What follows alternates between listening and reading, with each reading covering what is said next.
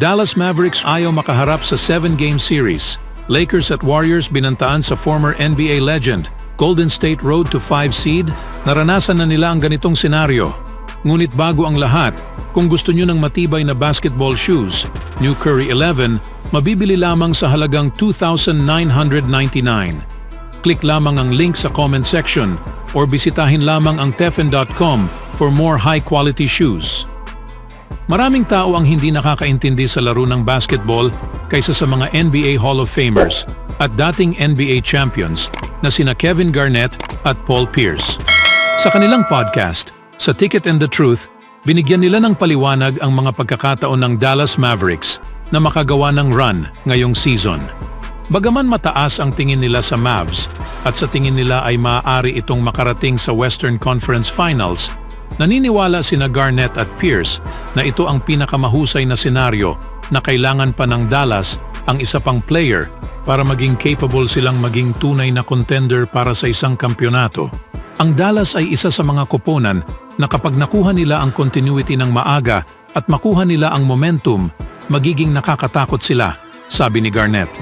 Hindi isang banta, ngunit nakakatakot sila. Hindi mo gustong makita si Luka Doncic at Kyrie Irving na dumating sa iyong lugar para sa 7 games. Dumagdag si Pierce, maaari silang maglagay ng wrench sa plano ng iba pagdating ng playoffs. Alam na natin na si Luka ay isang magaling na teen, ngunit naging malayo mula sa pagiging MVP. Kung magagawa niya ang isang top 3 seed sa isa sa mga taon na ito, ang kanyang mga numero ay laging isisigaw ang MVP sa bawat taon-taon. Para sa akin, pakiramdam ko minsan ay masyadong mabigat ito kay Kyrie at Luka at wala silang third-tier player na maaaring mag-step up, sabi ni Garnett. Sila ay nagdo-dominate sa bola ng sobra kaya minsan walang ibang may rhythm. Si Tim Hardaway Jr. karaniwan ay may rhythm. Hinahanap ko lang ang isang tao na maging pangatlo o ika-4 na piraso sa Dallas para maging seryoso sila.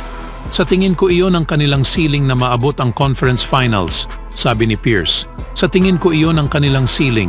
Maaari silang makarating sa conference finals o maaari silang matalo sa unang round. Ganun kaganda ang West. Sa tingin ko sila ay isang piraso ang layo mula sa tunay na pagiging isang contender. Anong masasabi niyo mga kaibigan sa Dallas Mavericks? Sa episode rin na ito ng Ticket and the Truth, naglabas rin ng babala si NBA legend Paul Pierce sa Golden State Warriors at Los Angeles Lakers na sinasabi na ito ang kanilang huling pagkakataon na magkaroon ng NBA Finals run bago ang mga young team tulad ng Memphis Grizzlies, OKC Thunder at Minnesota Timberwolves ang mag-take over sa Western Conference. Ito ang huling taon na may pagkakataon ng Lakers o Golden State na makarating sa finals, sabi ni Pierce. Ito ang huling taon. Pagkatapos nito, tapos na ang kanilang run. Dahil ang mga batang teams na ito ay ilang taon ang agwat, mas matitibay habang gumagaling, at pagkatapos, ang isa pang team sa susunod na season, ang babalik ay ang Memphis. Babalik sila sa susunod na taon. Kasama si LeBron James at Steph Curry, may tiyak na pagkakataon na ang Lakers at Warriors ay maaaring gulatin ng isang top-seeded team sa postseason ngayong taon. Gayunpaman, sa kanilang mga katumbas na record, ang tila mas nangibabaw na senaryo sa parehong LA at Golden State ay maaaring ma-overmatch sila sa mas bata, mas magagaling na team na kasalukuyang nasa tuktok ng Western Conference. Tungkol sa Grizzlies, nakikita ni Pierce na sila ay muling sasali sa grupo na iyon sa susunod na season. Ano sa tingin niyo mga kaibigan? Tama lang ba ang sinabi ni Pierce patungkol kay LeBron at Stephen Curry? Sa ibang balita naman, nang masisimula ng NBA schedule sa Biyernes, ang Warriors ay mayroong natitirang 23 games upang umakyat mula sa ika-10 na pwesto patungo sa ika-6 na pwesto sa Western Conference na magbibigay sa kanila ng automatic playoff berth. Ito ay hindi kapani-paniwala ngunit posible. Sa pagpapatuloy ng Warriors sa kanilang pagsasanay sa Chase Center noong Miyerkules, nagbigay ng isang sandali si Coach Steve Kerr at nagpost sa Western Conference standings para sa kanyang mga manlalaro na makita ito. Isa sila sa pinakamainit na team sa NBA na may 8-2 mark sa kanilang huling 10 laro bago ang All-Star break.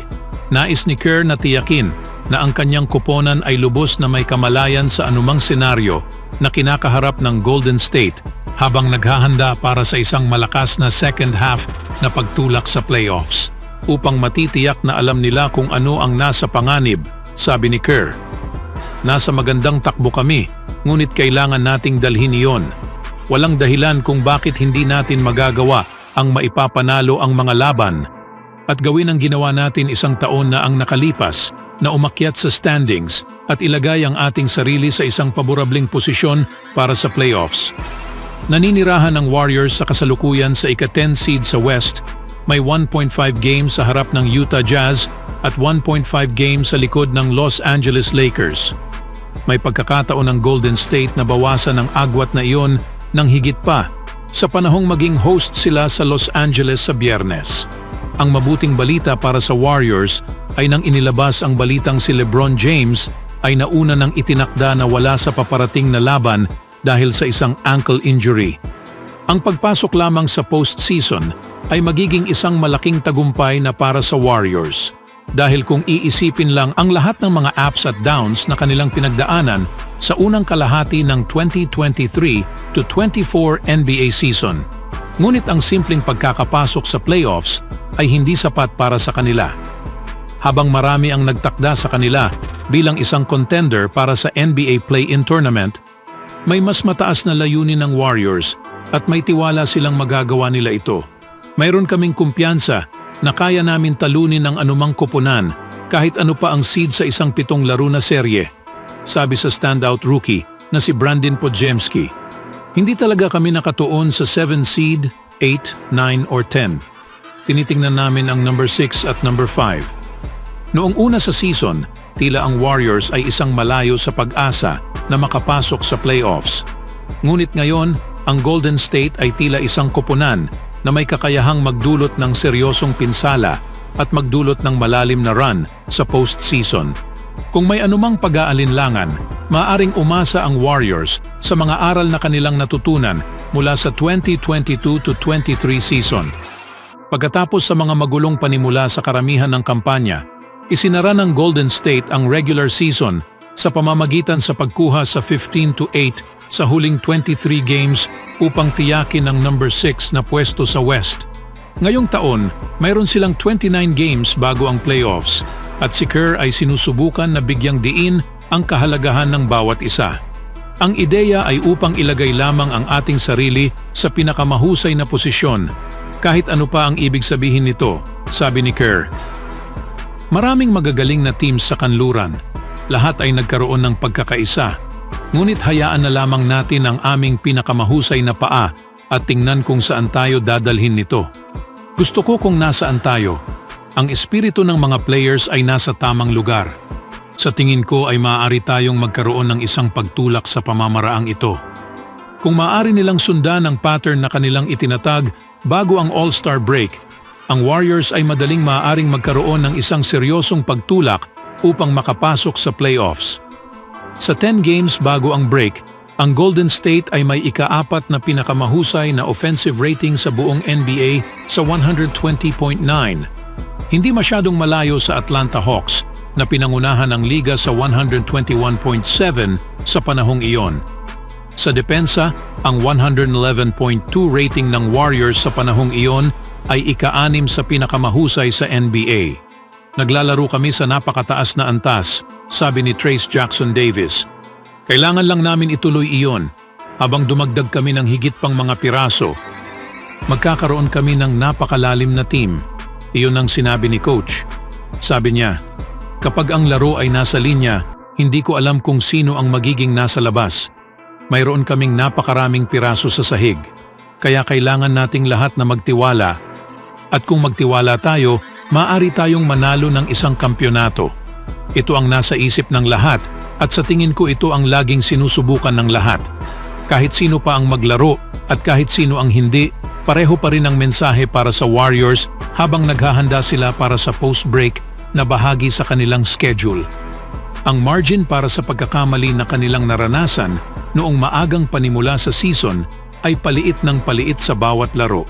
Makikita nila ang kanilang sarili sa isang mas magandang posisyon. Anong masasabi niyo mga kaibigan?